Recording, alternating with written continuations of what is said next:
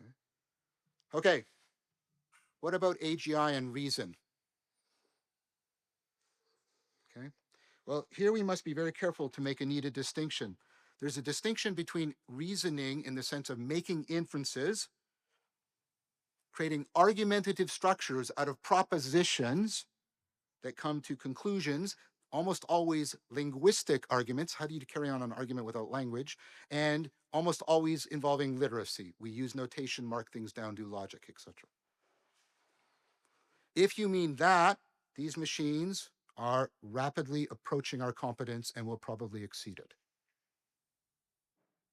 Okay, so if that's where you're locating who you are, but is this the same thing as being rational? Well, doesn't rational just mean being logical? Actually, no, it doesn't. There's been a lot of research. This is one of my areas, and I'll just summarize this research. Rational isn't about being logical. It's about knowing where, when, and to what degree you should be logical. That's a different thing. Because unlike Spock and Data, you can't be logical all the time. Because if you're being logical, you're pursuing deductive closure, which means you have to make sure that you're avoiding all inconsistencies and you're checking out all possible implications, and then you're into a combinatorial explosive search. You can't do it. If you try to be purely logical, you have just committed a complete act of cognitive suicide. Okay. What's actually the core of rationality? The core of rationality is the ability to systematically and reliably overcome self-deception. This is all the ways in which your relevance realization inevitably biases you. Look, the very processes that make us so adaptive make us prone to self-deception. What relevance realization is doing is this, right? It's framing your cognition, what you're looking at. And so I'm ignoring all of this. The problem is, sometimes that's where the truth is. You probably heard about biases, like the confirmation bias. How many of you have heard of the confirmation bias?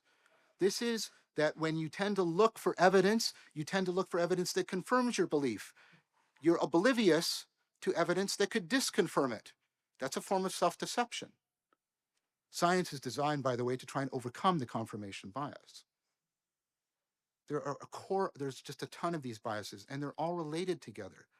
Now, here's the thing, because they work off of, like, you don't want to shut down the bias. What I'll do is I'll eradicate bias from my mind. Great. Now, what you have to do in this room is pay attention to everything, everywhere, all at once. Go. You can't do it.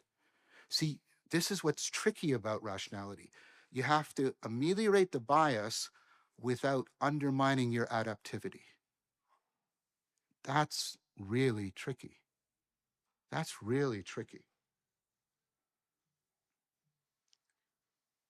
So you have to care about how you're caring about things. That's what it is to be rational. The distinguishing difference between rational and irrational people is irrational people only care about the product of their cognition. They don't pay attention to how they're paying attention. They don't care about how they're caring. Just, I believe this. Rational people care about the process, not just the product. Reliably. That's a reliable, experimentally validated, distinguishing feature between rational and irrational people. Rational people they actively care about the possibility of self-deception, not abstractly, but in practice.